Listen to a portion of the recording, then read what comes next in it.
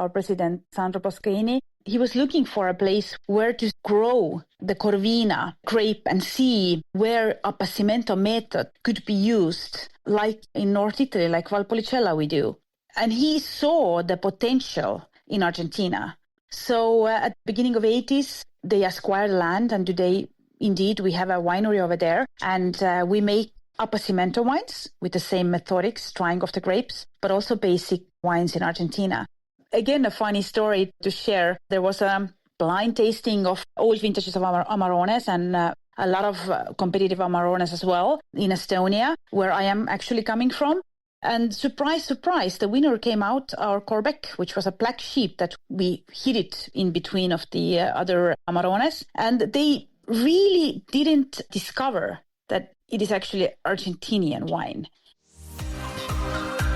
Welcome to this special Clubhouse session of the Italian Wine Podcast.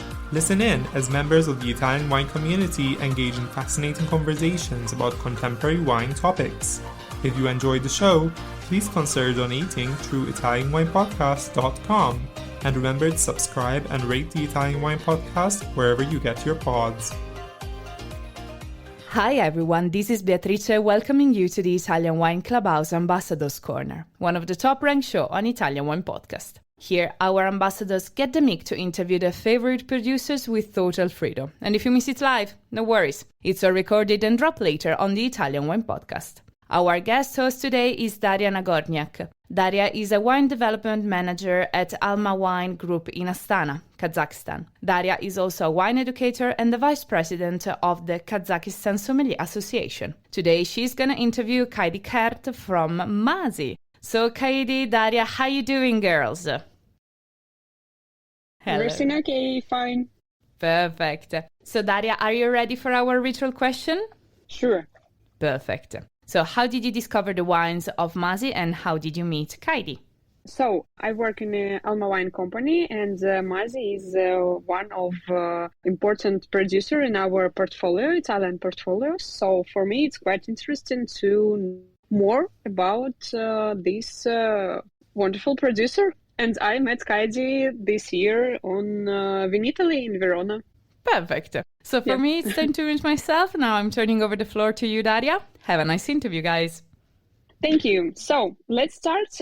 So Masi is one of the leading producers of Amarone in the world. And I think we know that today many producers are gradually moving towards a lighter and fresher style of Amarone. And what do you think about this trend? And what style of Amarone does Masi follow today and plan follow in the future? Yes, well, Amarone is a very popular wine indeed, and we have different styles available at the moment.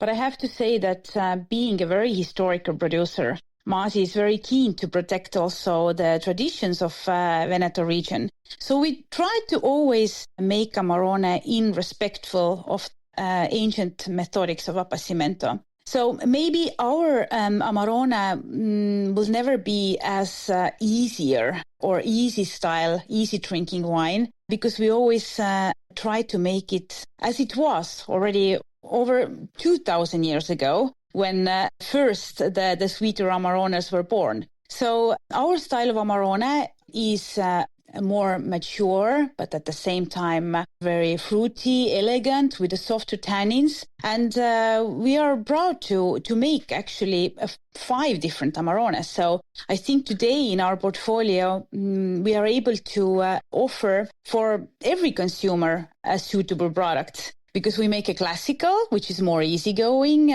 for everyday drinking, let's say for suitable dishes and etc. But then we also have the cru Amarones that are more sophisticated and stronger and with more full-bodied. So we are lucky enough to have today 5 different vineyards in Valpolicella with 5 different soils, conditions. So we are lucky enough to also provide a different style of Amarones for every taste. But sure, we see a lot of these maybe more affordable and easy drinkable Amarones in the market.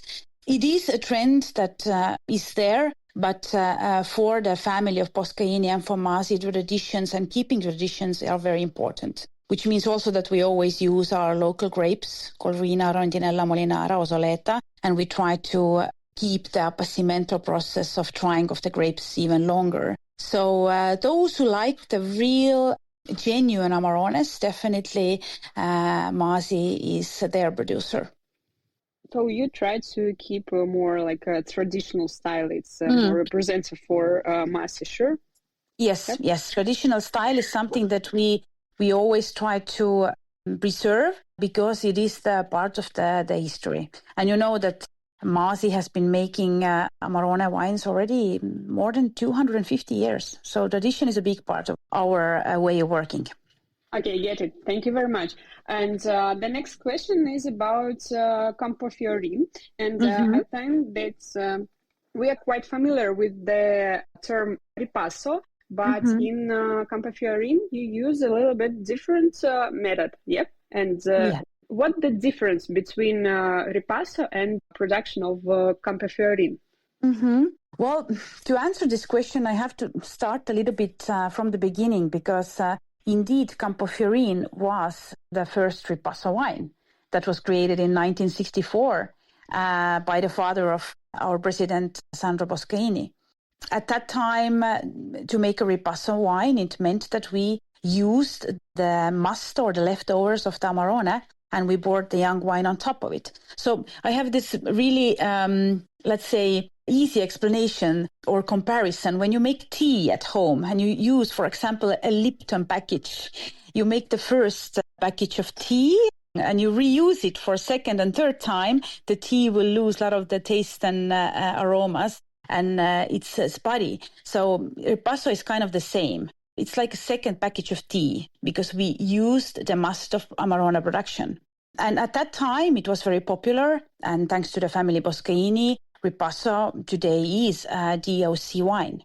Now, of course, also we made a long time the ripasso as it was. But after a while, the family decided to make Campofiorin a bit more, let's say, sophisticated and elegant by using the methodics of appassimento. So appassimento means that we pick fresh grapes and we try for Campofiorin. So we don't use anymore the leftovers of Amarone. So part of the crop we will try on the bamboo racks around a month and then pour the young wine on top. So basically this gives us more finesse, more body, more fruity style, more of the tannins and colors for the wine. So today it's kind of like Campofiorin is kind of like a baby Amarone, which has a lot of characteristics that are similar to Amarone, like the cherries and chocolatey notes and illusion of sweetness coming from appassimento. So to answer the question right is that these methodics today are quite different because ripasso means already used must to produce wine and appassimento means fresh grapes that we hand-pick and try for the wine. I don't know if I explained it well, but I hope everybody understood. Yeah, thank you. Really cool example with the Lipton. Really clear. Yeah, it's easier to understand. Yeah, indeed. But and also I think that Campofiorin is a really cool wine for the first step before like Amarone. So you can get known with Campofiorin. You will know this style, and then you can go to the Amarone, to something like more powerful, more everything.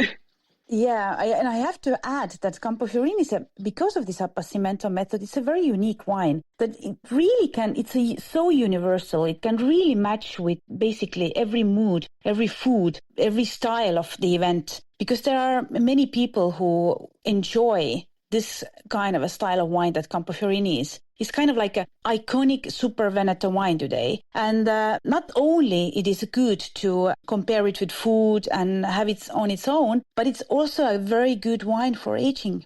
And thanks to this appassimento, we have been able to see that the wine matures in a bottle even longer. So you can keep Campofiorin 25 years. It's a great gift for a child who has been born or a wedding to keep it for 10 years, 15 years, and then open up and celebrate it with your family. So it's really a fantastic wine. So Campofiorin actually was, personally for me, the first alcoholic drink that I ever tried. And I was 19 years old. And I absolutely fell in love of the wine world. And I knew that I wanted to learn about wine, to become a sommelier.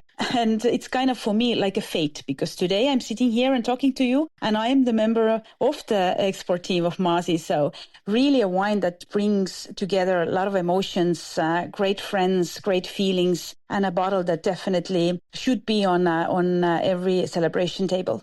It's really interesting because I didn't think that Campofiorin is so long ageable, and now I have to buy a bottle and keep it. Definitely you should buy, because we are at the moment in a 2022 vintage, which is actually 5 stars, so one of the best vintages. I suggest you buy a case, and then you can open up, let's say, every year and then see the evolution. It's really a wine that complements the time. Cool, thank you. I will do it. So Masi has a lot of projects, not only in Veneto, but also in another regions of Italy. But you also have a project abroad in Argentina. So it's really interesting. Why did you decide to choose Argentina as a place abroad? Yeah, I have asked that question also from the family and our president, Sandro Boscheini. The story is that he was looking for a place where to grow the Corvina grape and see where appassimento methods could be used, like in North Italy, like Valpolicella we do.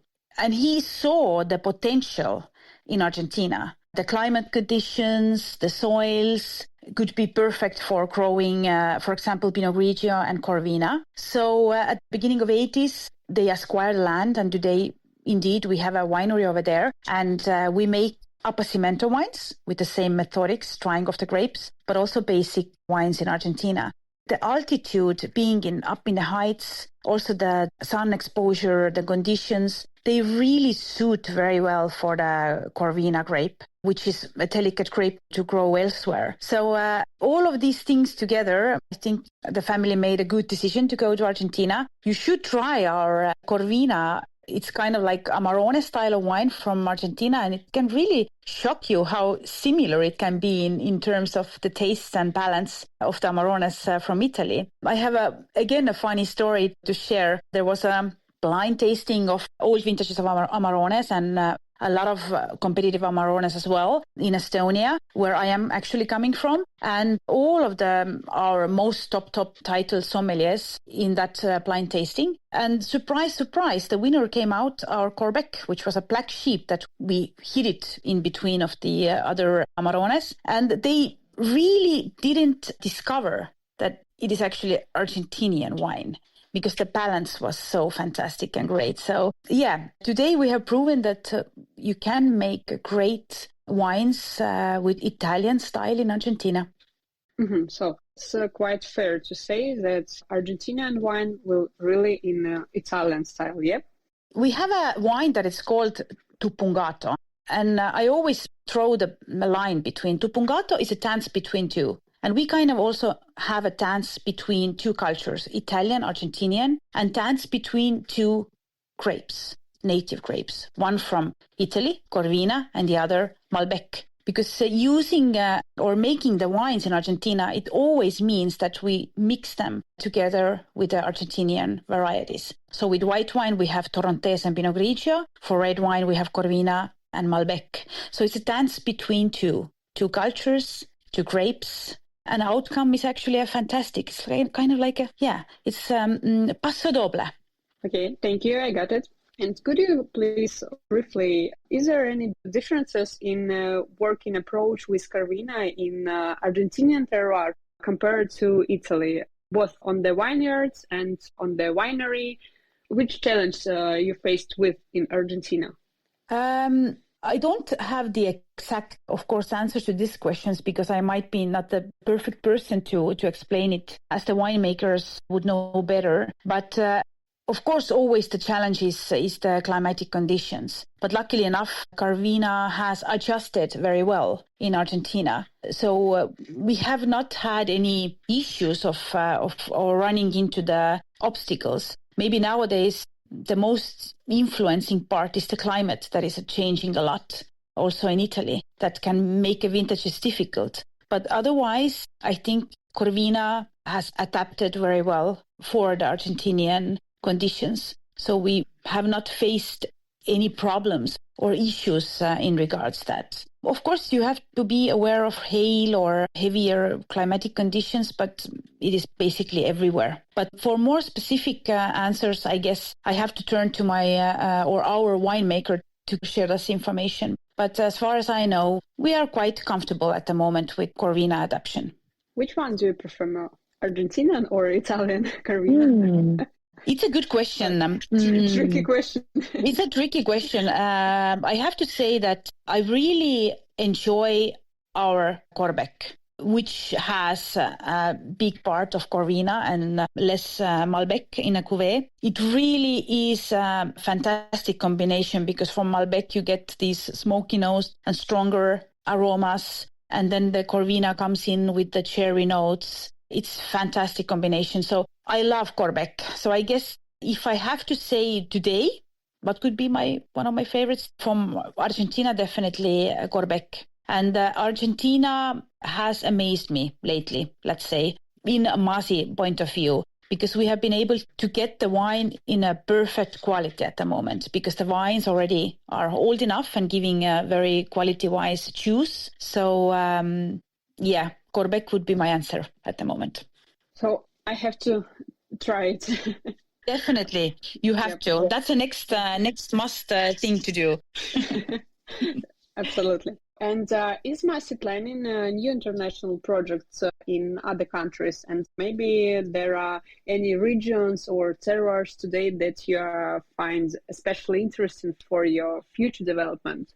We are not planning to widen the production anymore, let's say, out of Italy. We have Argentina, and definitely we are going to widen our possibilities there. And we have just launched a fantastic new series coming out from Argentina, which is called San Roseda, with a Pinot Grigio, Malbec, and Reserve Malbec SKUs. And they are fantastic. But talking about Italy, we have historical estates and collaborations with Serego Alighieri family. We have in Trento, we have Bossi Fedrigotti. We have also in Valdobbiadene, amazing Canevel winery. And also Tuscany, we are making good wines, and new series called Triboggi also came from there. But then we also acquired from Pavia, Ultra Bapavese area, vineyards where we can make amazing quality of Metodo Tradizionale. So I'm extremely proud of those Moxe del Re quality sparklings that are coming from there, because this is the best region